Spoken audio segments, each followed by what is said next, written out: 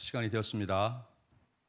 다 같이 주악에 맞추어 묵도드림으로 주일 예배를 하나님께 올려드리겠습니다.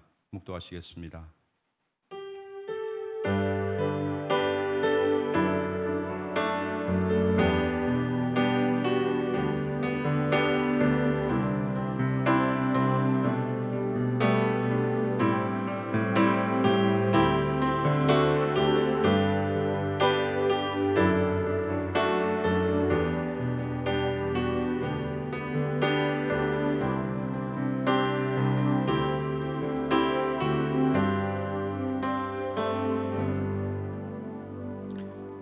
할렐루야. 여호와의 종들아 찬양하라. 여호와의 이름을 찬양하라. 이제부터 영원까지 여호와의 이름을 찬송할지로다. 해 돋는 데에서부터 해 지는 데까지 여호와의 이름이 찬양을 받으시리로다. 아멘. 은혜로우신 하나님 아버지, 거룩하고 복된 주의 날에 하나님의 백성들을 예배 처소로 불러 모아 주심을 감사합니다. 한 자리에서 함께 하나님을 예배 드리지는 못하지만 주님을 향한 그 믿음으로 각자의 처소에서 하나님을 예배하는 화평 성도들을 주님 기억하여 주시고 하나님의 한량없는 은혜가 예배를 통하여 부어지게 하여 주시옵소서. 무지와 연약에 쌓인 저희들을 주님의 보혈로 정결하게 하시고 영과 진리로 삼위일체 하나님만을 예배하게 하옵소서. 성령께서 이 예배를 주관하여 주사 어둠의 권세가 틈타지 못하게 하시고 하나님의 임재와 통치를 누리게 하옵소서. 하나님의 은혜가 풍성한 예배가 되도록 성령께서 친히 인도하여 주시기를 원하오며 구주 예수님의 이름으로 기도드리옵나이다. 아멘.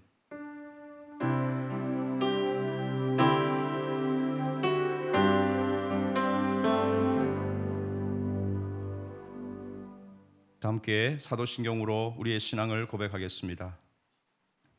전능하사 천지를 만드신 하나님 아버지를 내가 믿사오며 그 외아들 우리 주 예수 그리스도를 믿사오니 이는 성령으로 잉태하사 동정녀 마리아에게 나시고 본디오 빌라도에게 고난을 받으사 십자가에 못 박혀 죽으시고 장사한 지 사흘 만에 죽은 자 가운데서 다시 살아나시며 하늘에 오르사 전능하신 하나님 우편에 앉아 계시다가 저리로서 산자와 죽은 자를 심판하러 오시리라. 성령을 믿사오며 거룩한 공회와 성도가 서로 교통하는 것과 죄를 사하여 주시는 것과 몸이 다시 사는 것과 영원히 사는 것을 믿사옵나이다. 아멘. 찬송가 93장 찬양하겠습니다.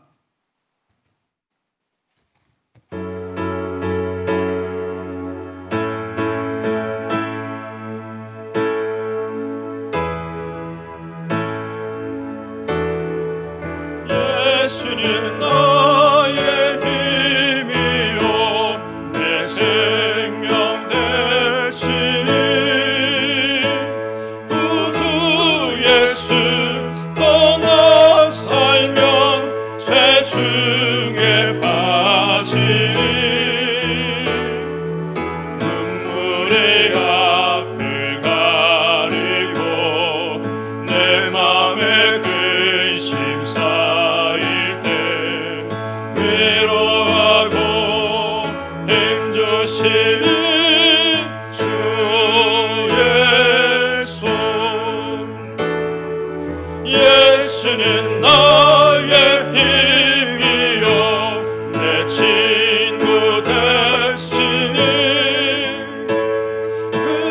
은혜를 간구하면 풍성히 받으리. 빛과 비를 주시니 추수할 곡식 많도다. 귀한 열매 주시는 이 주 예수. 예수는 나의 힘이요 내 기쁨 되시니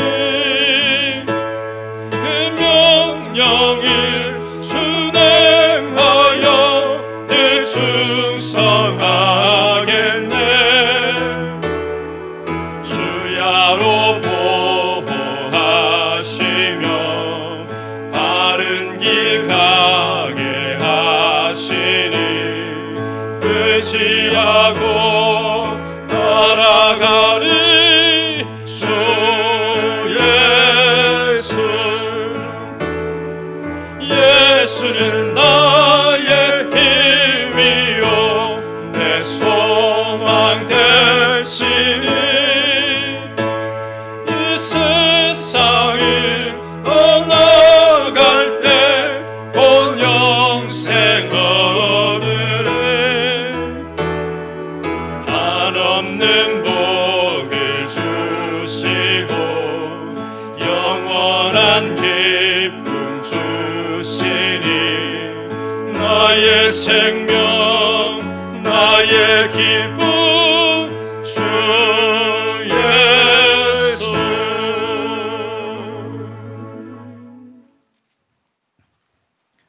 예배를 위해서 정순영 집사님께서 기도 인도해 주시겠습니다.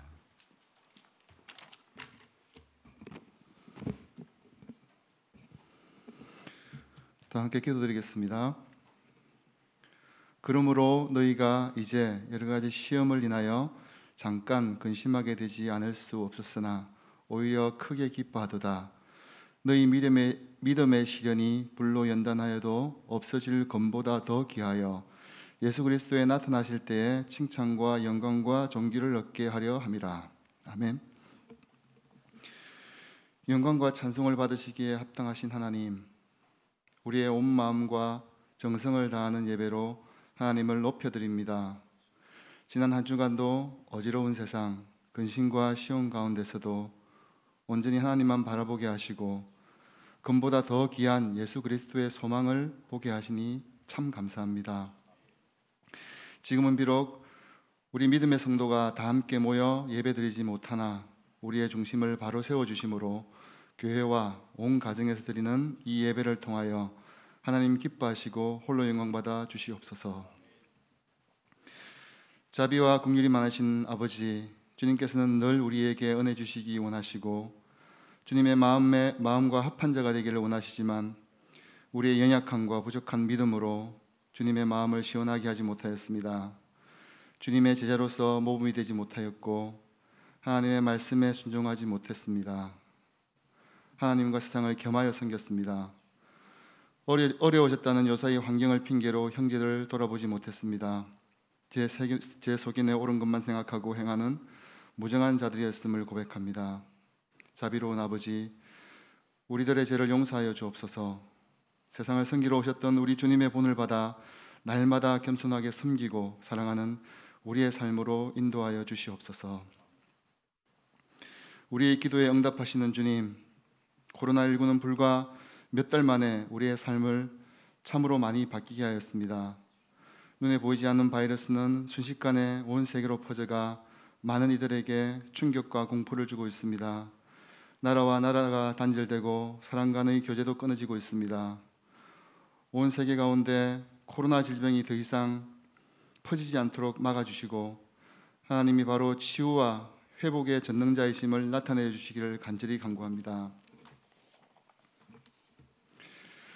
절망과 어려움 속에서도 하나님의 선하심의 섭리를 깨닫게 하여 주시옵소서. 특히 가정에서 드리는 온라인 예배로 인하여 우리의 신앙이 나태해지지 않게 하시고 오히려 크신 하나님을 깨달아 그 마음에 합한 자가 되기를 간절히 원합니다. 질병을 겪는 환자들과 가족들을 속히 위로하시고 속히 치유하여 주시옵소서. 코로나와 싸우는 어르신들이 자신들의 이익을 위해 더 이상 분열하지 않고 온전히 나라와 국민들을 위해 섬기고 봉사하게 하옵소서. 이 질병으로 인한 두려움이 오히려 창조주 하나님을 찾는 예배의 통로가 되기를 간절히 원합니다.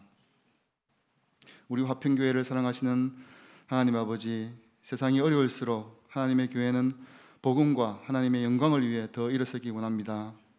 세상이 성도들과 교회를 향해 손가락질하여도 나의 달려갈 길과 주 예수께 받은 사명, 곧 하나님의 은혜의 복음을 증거하는 일을 마치려 하면은 나의 생명을 조금도 귀한 것으로 여기지 아니할 것이라는 바로 그 고백이 우리 모두의 고백의 소망이 되기를 간절히 원합니다. 우리의 모습과 형편에 상관없이 우리를 끝까지 사랑하시는 주님, 우리 성도들 가운데 질병으로 또한 경제적인 어려움으로 마음의 염려로 인해 어려운 처지에 있는 형제들이 있습니다. 모든 것을 잘 아시는 우리 주님께서 형제들을 친히 위로하시고 치유하여 주시옵소서. 오늘 말씀, 하나님의 말씀으로 단위에 서신 최홍림 목사님 이육강 강건하게 붙잡아 주시옵소서. 하나님의 말씀을 대언하실 때 능력이 있게 하시고 우리의 심령을 울리는 말씀이 되기를 간절히 원합니다. 은혜를 사모하는 마음으로 지금 각 가정에서 교회에서 예배드리는 모든 이들에게 예배의 기쁨이 넘치게 하여 주시옵소서. 오늘도 온라인 예배를 위해 보이지 않는 곳에서 섬기는 손길들을 위로하시고 예배의 모든 순서를 주님께 모두 맡겨드립니다. 구원의 능력이 되시고 생명이 되시는 예수 그리스도 이름으로 기도드렸습니다. 아멘.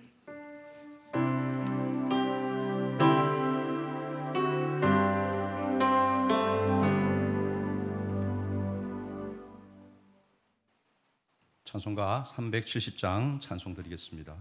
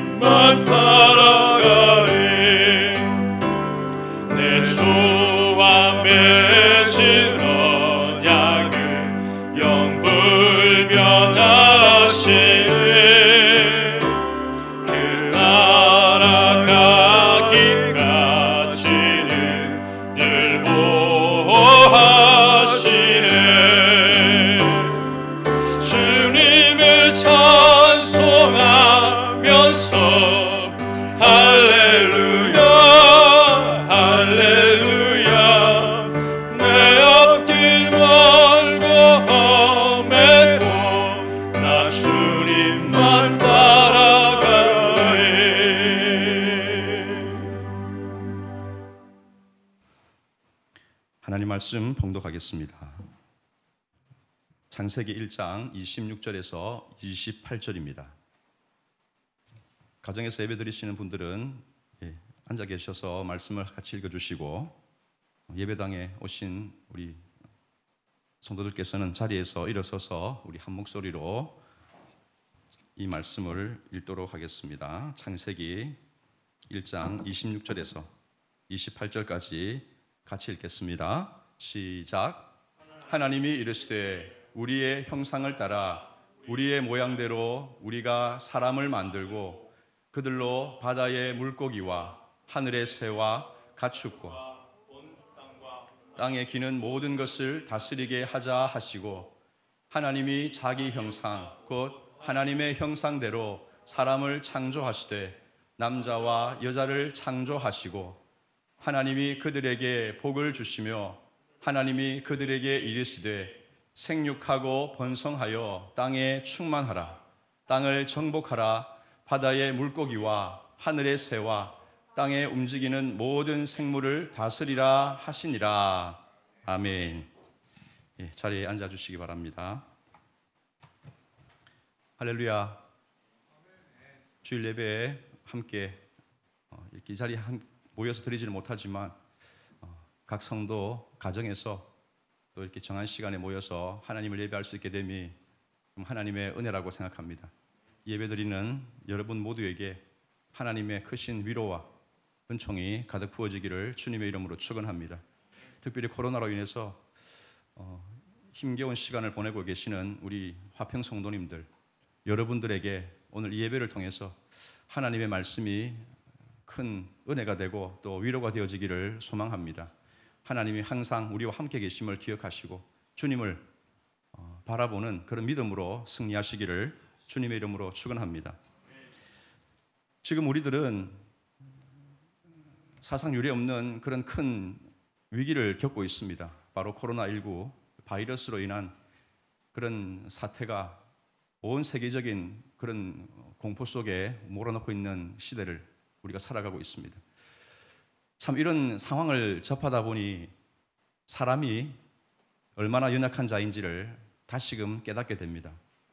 사람은 참 이런 환경 앞에서 너무나 무기력한 존재다 하는 사실을 우리가 알게 되죠.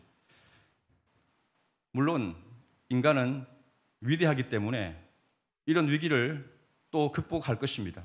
분명히 방법을 찾아낼 것이고 또 이런 위기를 넘어갈 수 있는 그런 지혜를 발휘할 것이라 생각되어집니다.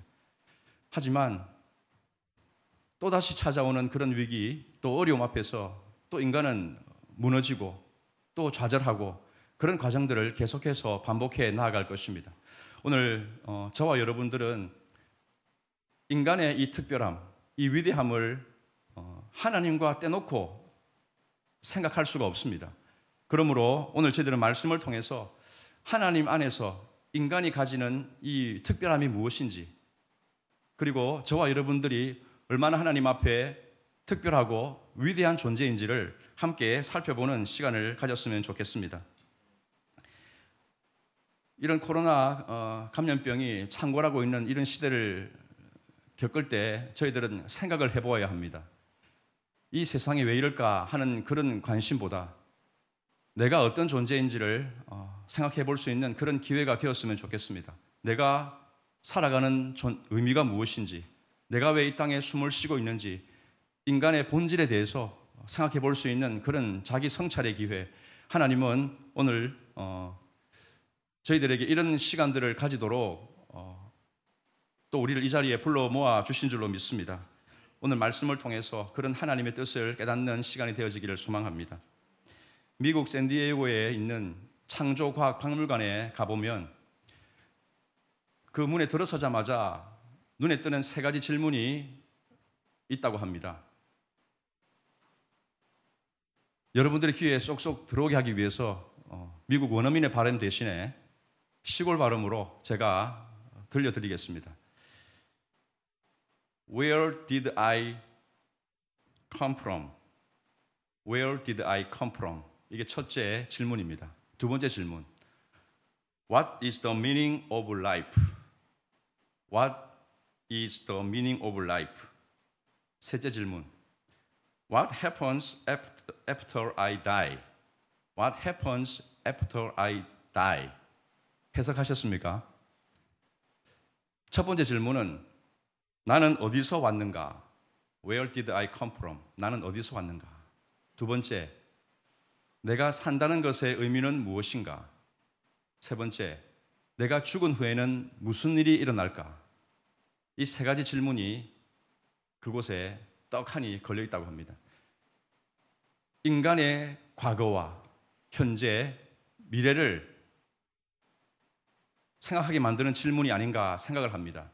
이 세 가지 질문은 결국 내 자신이 오늘 살아가는 삶, 그것을 그대로 보여준다고 하겠죠. 여러분들은 이 질문에 대답할 준비가 되어 있습니까? 첫 번째 그리고 두 번째 질문은 창세기 1장에 이미 답변을 해주고 있습니다.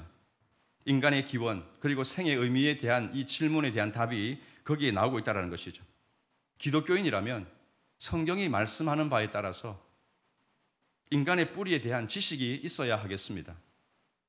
내가 어디서 왔는가? 또 내가 누구인가? 나는 왜 이 땅을 살아가고 있는가? 하는 목적의 부분까지 우리는 답을 내릴 수 있는 그런 자가 되어야 하겠습니다. 오늘 하나님께서 예배를 드리는 저와 여러분들에게 상기시켜 주시는 이 말씀을 마음에 담을 수 있기를 바랍니다. 그 핵심은 바로 여러분 자신이 특별하다는 것입니다. 이 말씀을 듣는 여러분 한 사람 한 사람은 특별한 존재라고 하나님께서 말씀하고 있습니다.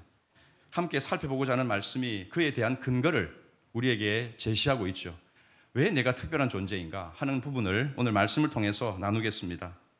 첫 번째, 내가 특별한 이유, 나는 하나님의 형상으로 지음받았기 때문입니다. 26절, 27절을 우리 같이 읽어보겠습니다. 시작.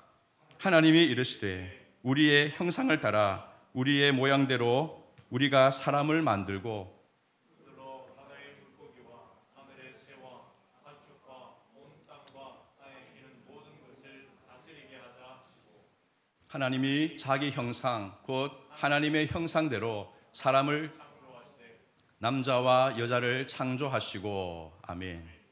자, 여기 26절과 27절을 보시면 인간을 만드실 때 하나님의 설계 그리고 실행, 실천 이렇게 기록이 되어져 있습니다. 26절에 보면 하나님의 의도가 잘 나타나고 있죠. 우리의 형상을 따라 우리의 모양대로 우리가 사람을 만들고 그들을 다스리게 하자 했습니다. 우리의 형상, 우리의 모양, 우리가 만들고라고 했습니다. 그리고 그들로 하여금 이 세상의 만물들을 다스리게 하자 그렇게 말씀을 하셨습니다.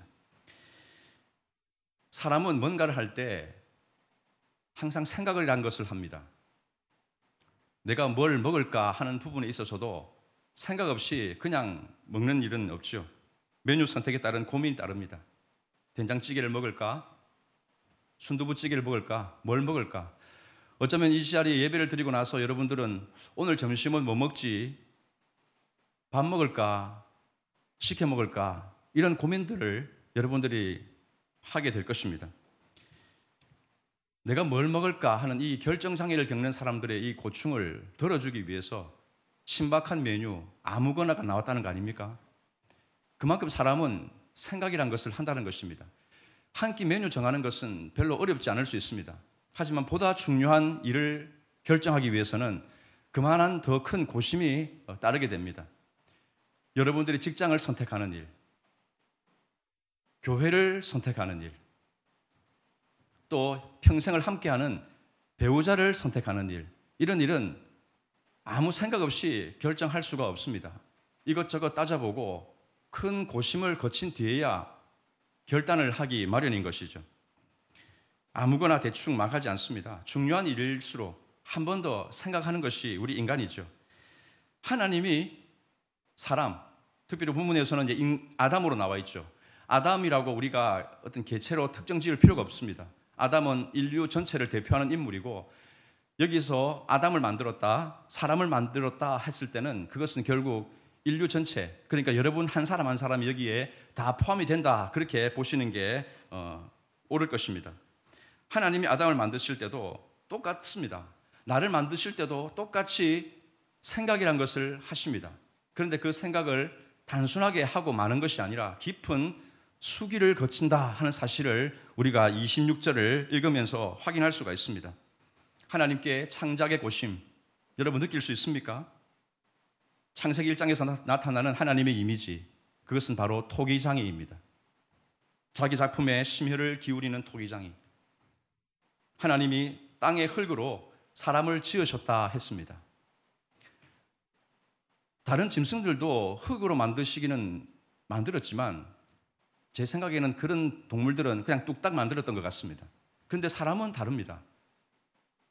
사람을 만드실 때는 우리의 형상을 따라 우리의 모양대로 우리가 만들고 이 하나님의 복수형이 나타나고 있는 여기서 우리는 삼위일체 하나님을 어렴풋이 느낄 수 있죠. 그리고 이 성삼위 하나님이 어떤 작품 만들기 위해서 어떤 의논을 하시고 어떤 생각을 갖고 계시고 얼마나 깊이 그 일에 관심을 갖고 있는가를 여기서 우리는 발견할 수가 있습니다. 하나님의 생각이 치밀하게 디자인되어져서 흙덩이가 만들어집니다. 그리고 이 흙덩이 속에 하나님의 생기가 불어넣어졌습니다. 흙과 생기가 더해지니까 살아 움직이는 사람이 되었습니다. 사람의 특별함이 여기에 들어있는 것이죠. 하나님의 생기가 우리 마음속에 들어왔다는 것입니다. 생기, 히브리어로 루아흐라고 하죠. 루아흐. 성령 하나님이 그 안에 계시는 자, 이것이 바로 사람이라는 존재의 의미가 되겠습니다. 그렇게 해서 이 세상에 탄생하게 된 사람, 거기에 바로 하나님의 형상, 하나님의 형상이라는 딱지가 항상 붙어있게 되었습니다. 이것 때문에 사람은 짐승과 다른 특별한 존재가 된 것이죠. 하나님의 형상대로 만들어졌다. 이 말이 무슨 말입니까? 원형이신 하나님, 그 하나님을 이미지로 보여주는 존재가 누구라는 것입니까? 사람입니다. 저와 여러분이 하나님을 보여주는 존재가 되었다라고 말씀을 하고 있는 것이죠. 하나님이 이 땅의 짐승들, 예를 들면 개, 멍멍이를 만드실 때는 더도 말고 덜도 말고 딱 멍멍이로 만드셨습니다.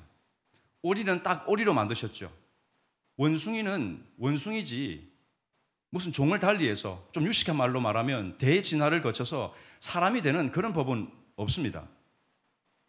원숭이는 언제나 하나님이 원숭이로 만드셨죠. 사자는 사자. 이게 무슨 말입니까? 하나님이 다른 짐승을 만드실 때는 어떤 다른 모방할 대상을 두지 않으셨다라는 말입니다. 그런데 사람은 다르지 않습니까? 사람은 그것을 만들 때 사람으로 만든 게 아니고 모델을 두셨습니다. 그 모델이 누구입니까? 바로 하나님이시죠. 하나님이 우리의 모델이 되셨습니다. 그리고 그 하나님이 우리 안에 당신과 같은 형상의 그런 사람을 탄생시키셨다는 말씀입니다. 창조기사를 부정하는 이 세상에 이론들은 많이 있습니다. 과학의 시대인 요즘에 대세가 되는 이 진화론의 주장을 여러분 보십시오. 하나님의 창조와 통치를 부정하는 이 사람들은 무엇을 주장하고 있습니까? 인간의 기원이 자연 발생적으로 이루어졌다. 쉽게 말하면 그냥 우연히 되어졌다라는 것입니다. 인간은 우연히 진화되었다. 아이러니하게도 과학적인 사고를 한다는 사람들의 결론이 무엇입니까? 우연입니다. 우연. 그냥 합리적인 답을 내릴 수 없는 그 사람들이 그냥 되어졌다. 그렇게 결론을 지었다는 것입니다. 여러분, 내가 우연히 생겨났다. 납득할 만한 설명이 됩니까? 하나님의 형상으로서의 이 존귀함은 어디서 찾을 수 있습니까? 그들의 주장에 따르면 말이죠. 우연이라고 믿는 사람들은 그냥 대충 살다가 그냥 죽을 수도 있습니다. 그들은 그냥 그렇게 살아도 아무런 문제가 없을 수 있습니다. 하지만 하나님의 지음받은 이 창조신앙을 가지고 살아가는 우리들은 어떻게 그 사실을 받아들일 수 있습니까? 우리는 그냥 우연히 태어났다가 우연히 그냥 대충 살다가 갈 수 있는 그런 존재가 아닙니다. 사랑하는 여러분, 만물은 그냥 생겨나질 않았습니다. 여러분들이 그냥 생겨먹은 분들이 아니라는 말씀을 드리고 싶은 것입니다. 토기장이신 하나님, 그분이 최고의 그릇을 만들기 위해서 얼마나 심혈을 기울여서 저와 여러분들을 이 세상에 태어나게 하셨는지를 우리가 묵상해 보아야 하겠습니다. 토기장이가 정말 공을 들여서 그 하나의 작품을 만들어내기 위해서 그것이 실패하면 또 깨뜨려버리고 그래서 최고의 작품을 탄생시키기까지 얼마나 많은 수고와 노력이 들어가는지를 묵상해 보십시오. 우리 하나님이 바로 그런 토기장이와 같은 분으로 이 세상에 단 하나뿐인 최고의 걸작품, 저와 여러분, 이 세상의 각 사람 한 사람을 만드셨다는 사실을 여러분들 기억하시기를 바랍니다. 하나님이 착한 뜻을 묵상해 보십시오. 당신의 형상을 따라 이 세상에 사람을 태어나게 하셨습니다. 둘도 아닌 단 하나뿐인 존재로 저와 여러분들을 세우셨다. 여러분, 이 사실을 여러분들 생각해 보시면요, 큰 감동이 느껴지질 않습니까? 느껴지신다면 여러분, 옆에 있는 가족에게 하이파이브 한번 하십시오. 하이파이브. 느껴지지 않으면 그냥 가만히 계셔도 괜찮습니다. 시편 139편 14절 우리 같이 읽도록 하겠습니다. 시작. 내가 주께 감사하오. 나를 지으시니 신묘 기묘하심이라. 주께서 하시는 일이 기이함을 내 영혼이 잘 아나이다. 아멘. 부모님의 사랑을 받지 못한 채 태어나고 자란 사람은 참 그 삶이 참 안타깝습니다. 그 내면의 상처를 극복하고 인생을 헤쳐나가기가 참으로 쉽지 않은 그런 삶을 살 것입니다. 하지만 우리는 이 창조 신앙의 자리에서 우리 인간을, 우리 자신을 더듬어 보면요, 그리고 거슬러 올라가 보면 우리는 부모를 넘어서, 사람을 넘어서 창조주 하나님의 손에까지 우리가 이르게 된다는 사실을 알 수가 있습니다. 거기서 우리가 내리는 결론은 무엇입니까? 나는 이 땅의 실수로, 우연히, 그냥 저절로, 아니면 잘못 정해진 결과로 태어난 존재가 아니다라는 사실을 우리가 깨달을 수가 있습니다. 하나님께는 실수가 없기 때문입니다. 여러분 기억하십시오. 하나님이 이 세상에 일하시는 모든 일에 있어서는, 특별히 여러분 한 사람 한 사람을 향하여 가진 계획 속에서는 어떠한 실수도 찾아볼 수 없다는 사실을 여러분 기억하시길 바랍니다. 하나님의 착한 의지로 탄생되어진 여러분들은 특별한 존재가 되는 것입니다. 존귀한 분들이라는 것입니다. 하나님의 존귀함을 담고 있는, 하나님을 담고 있는 분들, 그것이 바로 이곳에서 예배를 드리는 화평성도 여러분 모두가 된다는 것을 기억하시기 바랍니다. 이사야 43장 7절 말씀 같이 읽겠습니다. 시작. 내 이름으로 불려지는 모든 자, 곧 내가 내 영광을 위하여 창조한 자를 보게 하라. 내가 지었고 그를 내가 만들었느니라. 아멘. 하나님의 형상으로 지음받은 여러분, 하나님의 영광을 위해서 오늘 하루 이 한 주간을 살아가시기를 주님의 이름으로 축원합니다. 두 번째, 내가 왜 특별한가? 나는 이 땅을 다스리는 자로 지음받았기 때문입니다. 28절에서 내가 이 땅을 살아가는 목적을 찾을 수 있죠. 같이 28절 읽습니다. 시작. 하나님이 그들에게 이르시되 생육하고 번성하여 땅에 충만하라.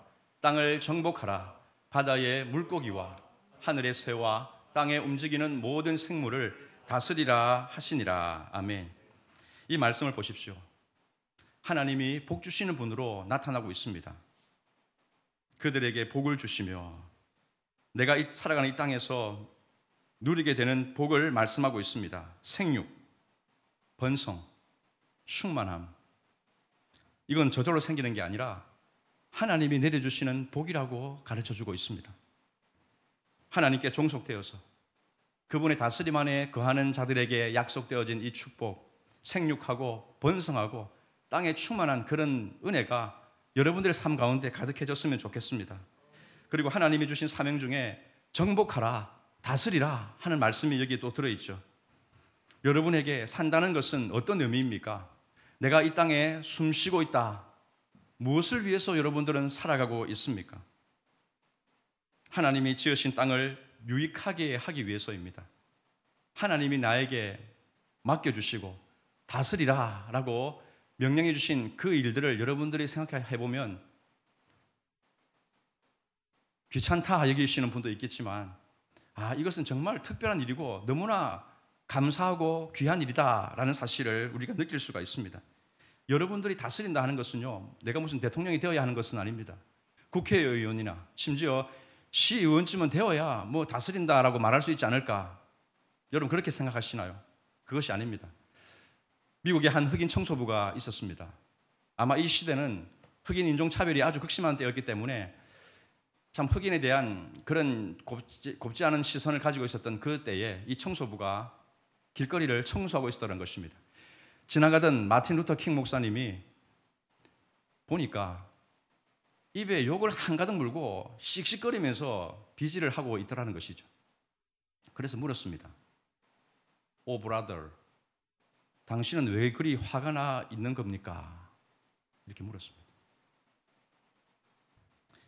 그때 이 흑인 청소부가 이렇게 대답을 합니다.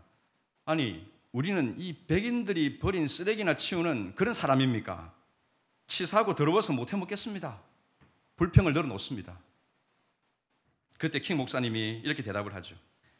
형제요, 당신이 지금 청소하고 있는 그 구역을 백인이 쓰레기를 버린 길거리라고 생각하지 마십시오. 지금 당신은 하나님이 창조하신 우주의 한 모퉁이를 쓸고 있다고, 깨끗이 하고 있다고 생각하십시오. 그렇게 말을 했습니다. 저는 이 예화를 보니까 코로나가 만연하기 전에 우리 교회 앞에 이 동네를 주일마다 항상 쓸고 다니셨던 우리 남자 집사님들이 생각이 났습니다. 아마 이분들이 이 킹 목사님이 가졌던 그런 마인드로 이 동네를 깨끗하게 청소하고 계셨던 것은 아닌가, 저는 그런 생각을 해보게 됩니다. 이 시간 영상으로 예배를 드리고 있는 가정의 어린이, 청소년들, 여러분들에게 하나님의 다스림이라는 큰 일을 맡겨주셨습니다. 그게 뭘까요? 여러분들의 영광된 미래를 위해서 지금 열심히 공부하는 것, 그것은요, 귀찮은 일이 아니고 하나님께서 맡겨주신 특별한 일이고, 그것은 정복하고 다스리는 일이라 하는 사실을 여러분들이 알아주시면 좋겠습니다. 집에서 청소기 돌리고 세탁기 돌리고, 이게 여러분 하나님께서 주신 다스리는 일 속에 포함되어져 있습니다. 집 밖에서 노동하는 것은 어떻습니까? 참 지금처럼 이 돈을 벌기 어려운 이때에 밥벌이 수단을 넘어서 정말 하나님의 나라의 그런 유익을 위해서 하나님의 일에 내가 기여한다라는 그런 생각으로 여러분들이 이 일을 감당해 주신다면 그것이 결국 다스리는 일이 될 것입니다. 거룩한 목적이 여기에 들어있는 것이죠. 사랑하는 여러분, 여러분들은 특별하고 존귀한 존재입니다. 특별한 사람들이 있는 곳에서 하는 그 일들은 바로 이 하나님의 다스림이라는 이 의미 속에서 특별하다는 사실을 여러분들이 기억하시기를 바랍니다. 우리의 특별함, 여러분 한 사람 한 사람의 특별함은 어디에서 나오는 것입니까? 그 인간의 뿌리가 바로 하나님의 형상에 있다는 사실을 여러분들이 기억하시고 내 자신을 특별히 여기시기를 바랍니다. 뿐만 아니라 여러분들의 목적이 복의 통로가 되어서 이 땅을 다스리는 데 있음을 여러분들이 아실 때 나의 특별함이 거기에 나타나고 있습니다. 여러분 자신을 향해서 선포해 보십시오. 나는 이 땅에 살만한 가치가 있는 존재야. 세상이 지금 잠시 나를 건들지만 나는 이 세상을 복되게 할 거야. 이 하나님의 형상을 보여주는 삶을 살 것이야. 이 땅을 나는 복된 땅으로 만들 것이야. 갑자기 사극톤이 되어졌는데 그렇습니다. 여러분들은 이 땅을 이롭게 하는 존재로, 다스리는 존재로 여러분들이 이곳에 계십니다. 스스로 다짐하시고 주께 힘을 얻는 화평성도가 되시기를 주님의 이름으로 축원합니다. 하지만 문제는 여전히 우리들 속에 남아 있습니다. 과연 여러분들이 하나님의 형상이라는 이 의미를 얼마나 깊이 또 절절히 느끼고 계십니까? 하나님의 형상을 마치 이제는 사용하지도 않는 그런 고대 언어쯤으로 여러분 여기고 있지는 않습니까? 예배를 드리고 있는 식구의 얼굴을 한번 쳐다보십시오. 혹시 나 홀로 예배를 드리고 있는 분들이 있다면 거울 속에 나 자신을 쳐다보십시오. 10초 드리겠습니다.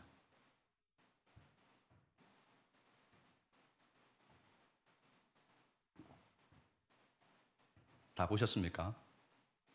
너무 많이 쳐다보시면 안 되고 조금 보시고 좀 이렇게 돌리셔야 됩니다.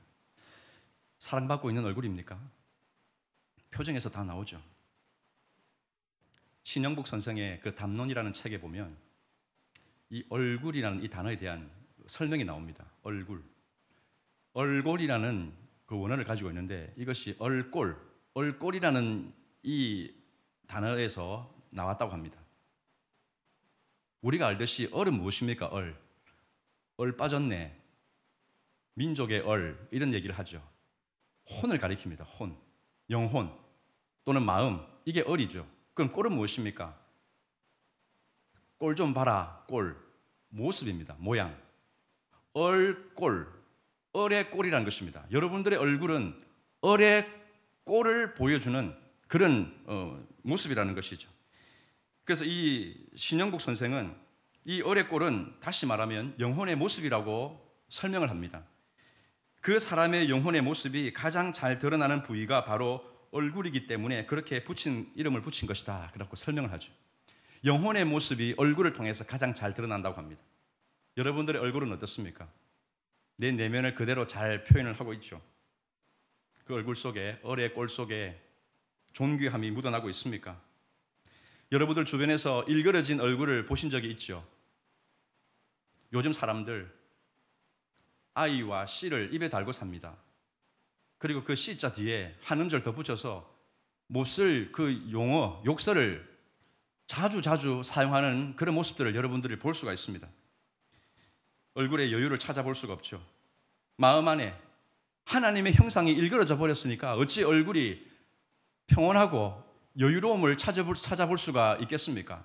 비록 상황이 우리를 좀 힘들게 한다 해도 하나님의 영이 우리를 속에 역사하시면서 지배하는 존재는요, 그런 상황이 어려움에도 불구하고 마음의 평안함을 유지합니다. 여유로움을 가져볼 수가 있습니다. 그런데 지금 우리들의 삶은 어떻습니까? 여러분의 자신을 돌아보십시오. 존귀한 신분에 걸맞는 그 얼굴 표정이 나타나고 있습니까? 돈 없어도, 백 없어도 내가 하나님 앞에 존귀한 자라는 사실을 여러분들이 잃지 않고 자존감을 지키고 살아가고 있는지를 돌아보십시오. 요즘에는 살기가 너무 어렵다고 합니다. 상황은 벼랑 끝으로 내몰리고 인내심이 바닥을 찍고 있습니다. 모든 사람이 다 같이 힘 빠지고 자빠지고 있습니다. 코로나의 위기에 처한 지금 우리에게 가장 시급한 것은 무엇일까요? 긴급 생계 지원금을 나눠주는 것입니까? 아니면 코로나가 좀 수그라들어서 교회 현장 예배가 열리고 자녀들의 정상 등교가 이루어지고 그것이 우선입니까?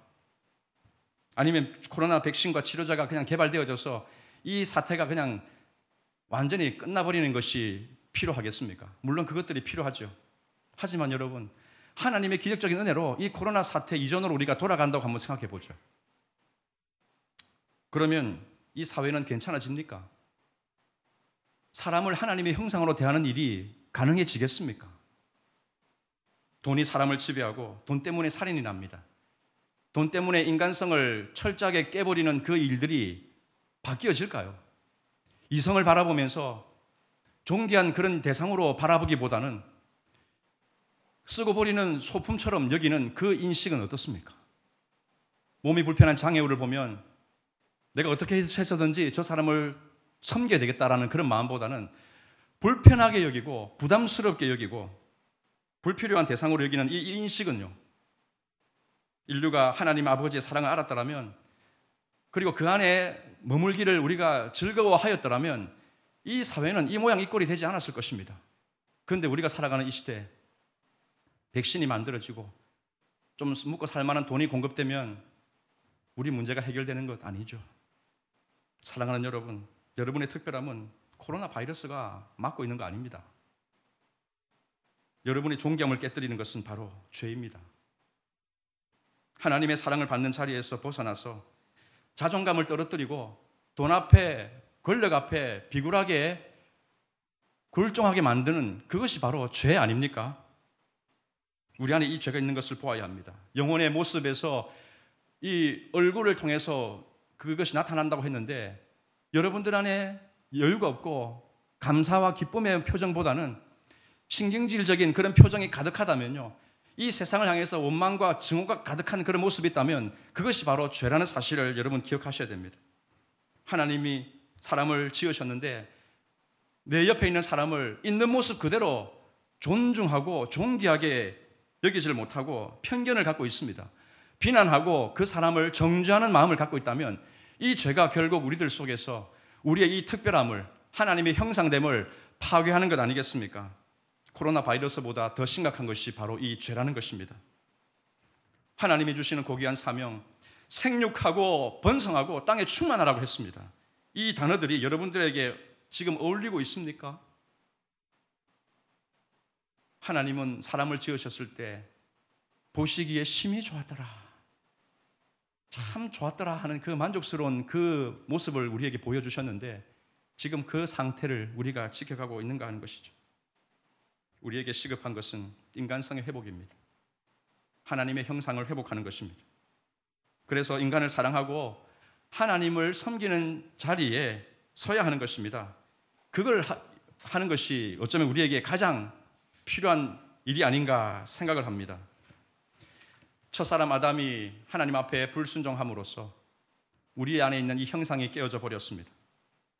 하나님의 형상을 우리가 어렴풋이나마 가지고 있긴 하지만 그 형상을 온전히 드러내보지 못하는 왜곡된 상태에 찌그러진 형상을 우리가 가지고 있습니다.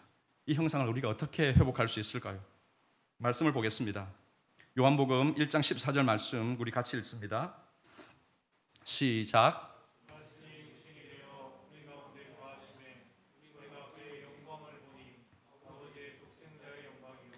은혜와 진리가 충만하더라. 아멘. 누구에 대한 말씀입니까? 누구요? 예수 그리스도입니다. 예수 그리스도. 예수님은 하나님의 보이지 않는 참 형상인데 우리 눈에 드러난 존재로 이곳에 오셨습니다. 요한복음 14장 9절 말씀 읽겠습니다. 시작. 예수께서 이르시되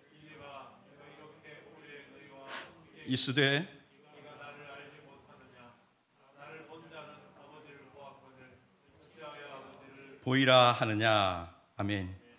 하나님의 창 형상을 보여주시는 그리스도께서 우리를 찾아오셨습니다. 우리 안에 깨져버린 존귀함을 되찾게 해주시려고 대신 죽으시고 그분은 부활하셨죠. 우리가 지난 주일에 부활신앙 살펴보았습니다. 부활신앙으로 오늘을 살라. 예수님이 왜 죽으셔야 했고 부활하셔야 했습니까? 짐승처럼 추락해버린 이 인간, 하나님의 그 참 형상을 원래의 자리로 되돌려 놓으시려고 우리 주님께서 그 사망 권세를 이기고 부활하신 것 아니겠습니까? 그러므로 이 부활신앙은 곧 창조신앙의 회복인 것입니다. 창조신앙, 하나님의 형상대로 내가 지음받았고 이 만물이 하나님의 창조 속에 존재하고 있다는 사실을 바라보는 그 믿음이 오늘 저와 여러분들에게 있어야겠습니다. 우리 안에 일그러진 얼굴, 찌그러져 버린 형상, 이것을 회복하려면 하나님의 참 형상이신 예수 그리스도께로 나아가야 되는 줄 믿습니다. 그분께 나아가야 우리 얼굴이 펴집니다. 우리 형상이 왜곡된 자리에서 바로잡아지는 것이죠. 그리스도를 믿으시기를 주님의 이름으로 축원합니다. 고린도후서 3장 18절 읽습니다.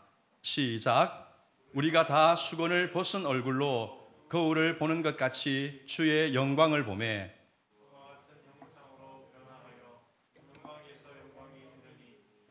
주의 영으로 말미암음이니라. 아멘. 그리스도에게, 하나님의 참 형상이신 그리스도에게 아버지의 사랑이 나타납니다.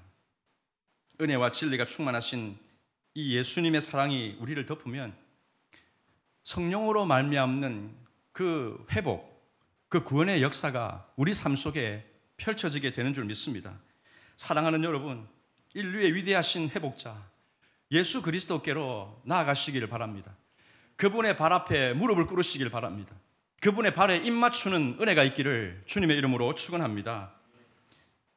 히브리서 1장 2절 말씀은 제가 읽겠습니다. 3절을 여러분들이 읽어주시면 되겠습니다. 제가 먼저 2절을 읽겠습니다. 이 모든 날 마지막에는 아들을 통하여 우리에게 말씀하셨으니 이 아들을 만유의 상속자로 세우시고 또 그로 말미암아 모든 세계를 지으셨느니라.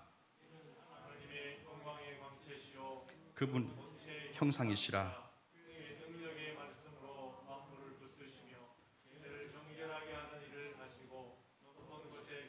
지극히 크신 이의 우편에 앉으셨느니라. 아멘. 여러분, 예수 그리스도를 마음에 모십시오. 그분께 온전히 순종하십시오. 그러면 여러분 만물이, 세상이 달리 보이게 될 것입니다. 여러분 옆에 있는 영혼이, 사랑하는 그 가족이, 여러분 이웃이 하나님의 형상으로 지음받은 존재라는 사실을 알고 새로운 관점으로 또 그 사람들을 바라보게 될 것입니다.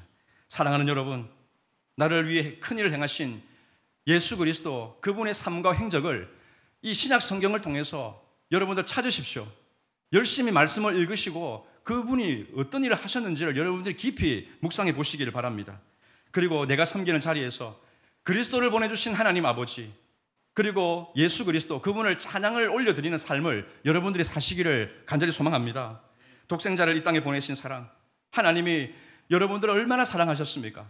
하나님의 형상으로 지음받았을 뿐만 아니라 그 깨어져 버린 형상을 회복하기 위해서 자기 아들 독생자를 보내주신 이 아버지의 사랑을 우리가 기억한다면 하나님을 떠나서 탕자같이 엉망으로 살아가던 얼굴에는 기쁨이라고는 찾아볼 수 없는 상황에 짓눌려버린 우리들이 그렇게 해서 하나님께로 돌아가게 만들었던 이 놀라우신 하나님의 은혜와 사랑을 우리가 생각하면 참 하나님께 어찌 감사와 찬양을 올려드리지 않을 수 있겠습니까?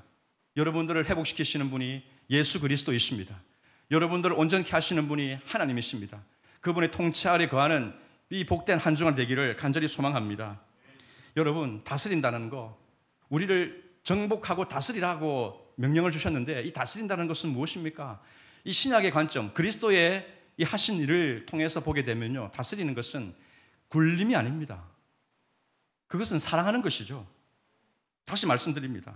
하나님이 땅을 정복하고 이 세상의 것들을 다스리라고 하셨던 그 말씀은 사랑하라는 말씀입니다. 요한복음 13장 34절 우리 같이 읽겠습니다. 시작. 새 계명을 너희에게 주노니 서로 사랑하라. 내가 너희를 사랑한 것 같이 너희도 서로 사랑하라. 아멘. 사랑입니다. 내가 사랑하기 위해서는 사랑을 받아 보아야 하죠. 하나님의 사랑. 여러분들은 그 사랑을 지금 받아 누리고 계십니까? 분에 넘치는 사랑입니다. 나에게 정말 있어야 할 것을 나보다 더 잘 아시고 때를 따라 공급해 주시는 그 사랑입니다. 그분의 공급에는 부족함이 없습니다. 그 넉넉하시고 풍성하신 그 하나님의 사랑, 이것이 우리들 속에 경험되어진 자라야 비로소 영혼과 세상을 사랑할 수가 있는 것이죠.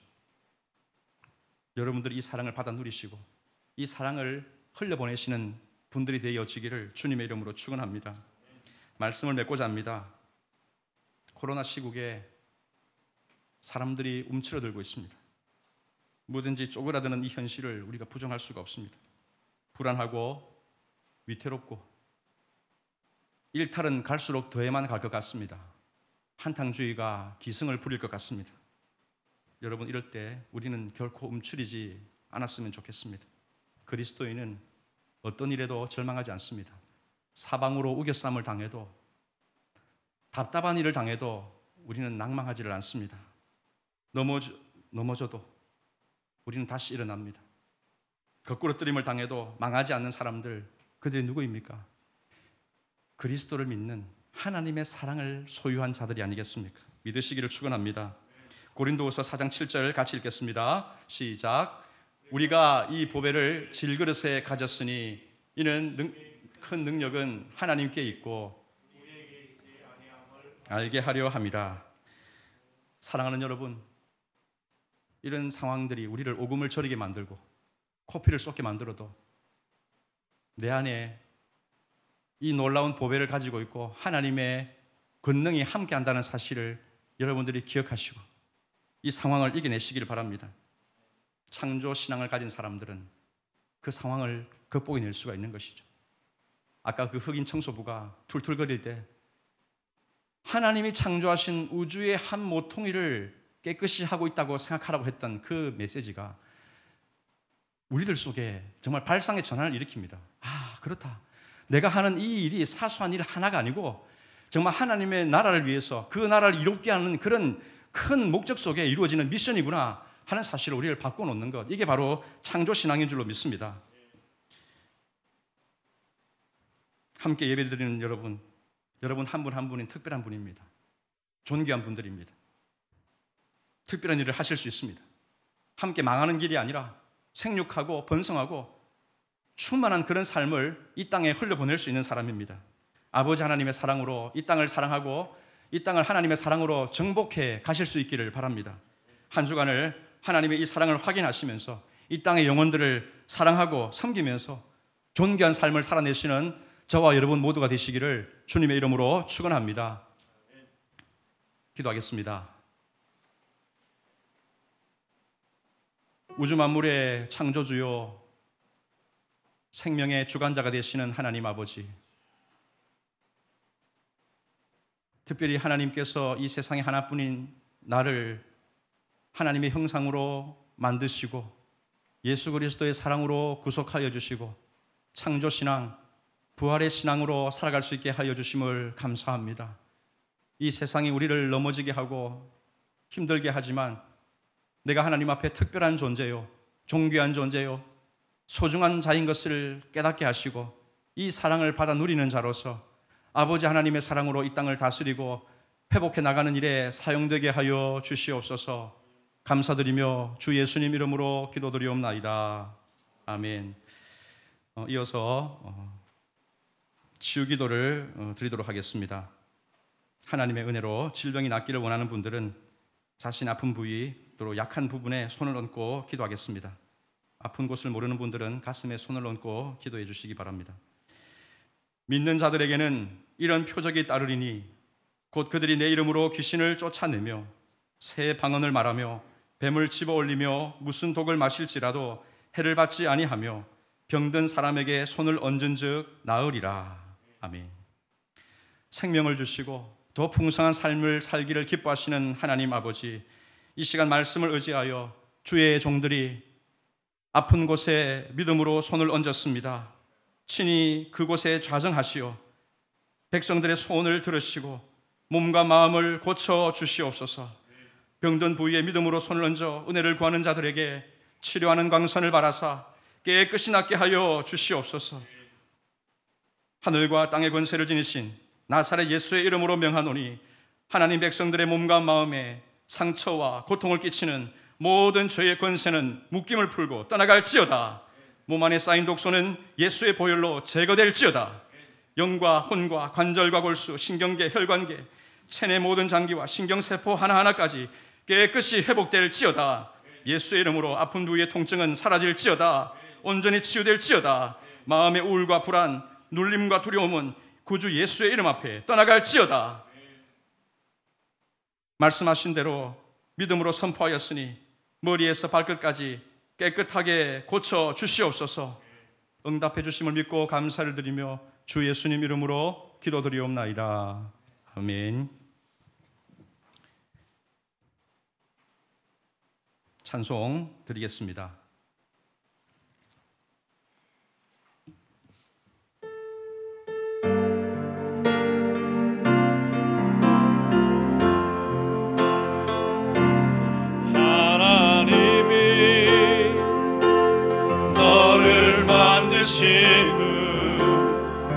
너를 가장 많이 알고 계시며 하나님은 너를 만드신 분, 너를 가장 깊이 이해하신단다.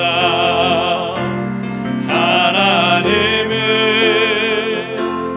너를 지키시는 분, 너를 절대 포기하지 않으며 하나님은 너를 지키시는 분, 너를 쉬지 않고 지켜보신단다. 하나님은 너를 원하시는 분, 이 세상 그 무엇 그 누구보다 하나님은 너를 원하시는 분, 너와 같이 있고 싶어 하신단다. 하나님은 너를 인도하는 분, 광야에서도 폭풍 중에도 하나님은 너를 인도하는 분, 푸른 초장으로 인도하신단다. 그의 생각 셀 수 없고 그의 자비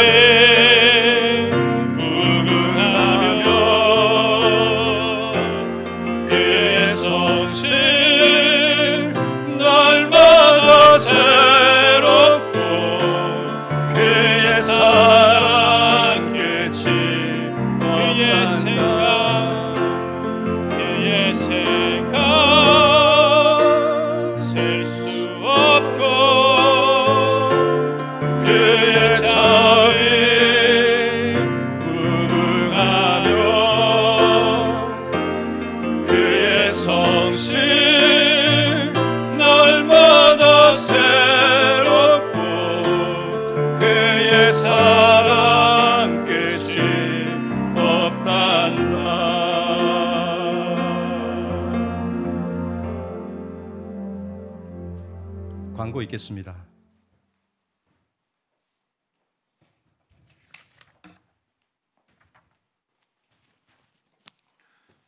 광고드립니다. 먼저 오늘 최홍림 목사님께서 예배를 인도하시면 우리 담임 목사님께서 편찮으시거나 다른 이유가 있는 것은 전혀 아닙니다. 올해는 코로나19로 인하여 휴가를 가지 못한 관계로 한 주간 쉬면서 휴식을 취하시고 충전할 시간을 갖기 위함입니다. 광고입니다. 1번 코로나 확산 방지를 위해 20일 다음 주일까지 영상 예배드리기로 합니다. 9월 21일 이번 주 말고 그 다음 주 월요일부터 새벽 예배, 수요 예배가 재개될 예정입니다. 성도님들은 참조하시기 바랍니다. 내일부터가 아니고 다음 주 월요일부터입니다. 다음 주 주일 대표기도는 김봉진 집사님. 2번입니다. 특별한 용무가 없는 한 교회 출입을 한 주간 더 금지하기로 하였습니다. 그러나 주중에 본당에 오셔서 개인적으로 기도드리는 것은 가능합니다. 3번입니다.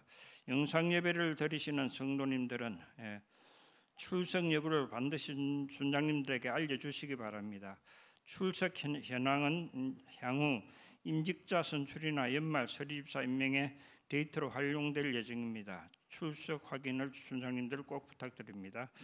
4번입니다. 비대면 예배 기간 중에는 수요 예배가 없으므로 가정 예배를 공지하고 있습니다. 잘 전달되지 않고 있습니다. 순장님들은 잘 챙겨서 순원들에게 수요 예배, 가정 예배를 꼭 공지해 주시길 바랍니다. 성도님들은 참고하셔서 가정 예배를 통해 하나님의 은혜를 놓치지 맙시다. 5번입니다. 코로나19 확산을 막기 위한 방역 수칙을 반드시 지켜주시길 바랍니다. 그래야 더 이상 교회가 또 우리 교인들이 하나님의 영광 가리지 않게 마스크 착용, 손 자주 씻기, 타인과 대면 접촉 금지, 거리 두기 준수를 실천합시다.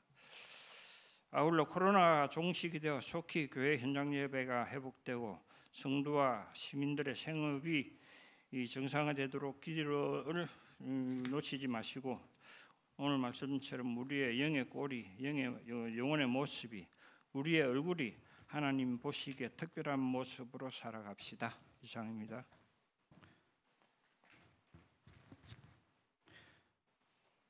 예, 마지막 찬양 드리고 축도함으로 예배를 폐하겠습니다.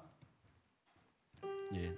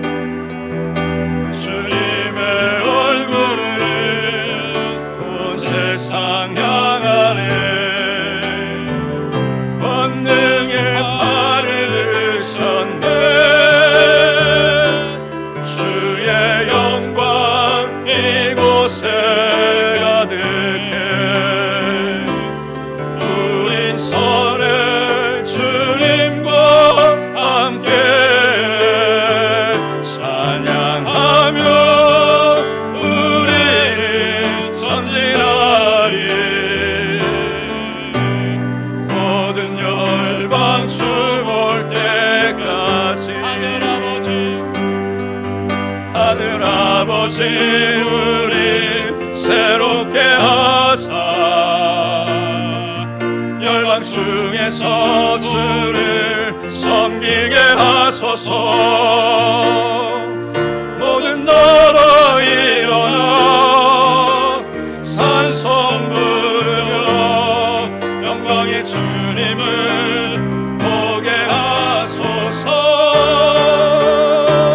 주의 영광 이곳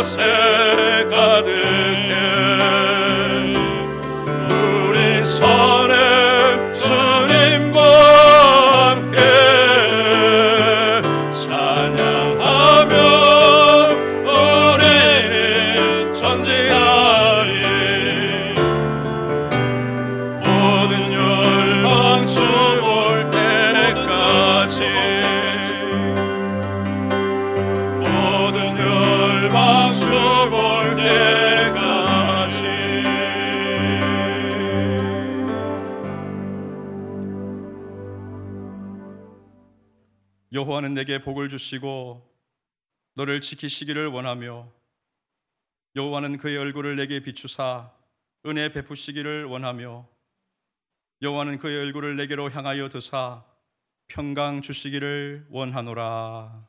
아멘.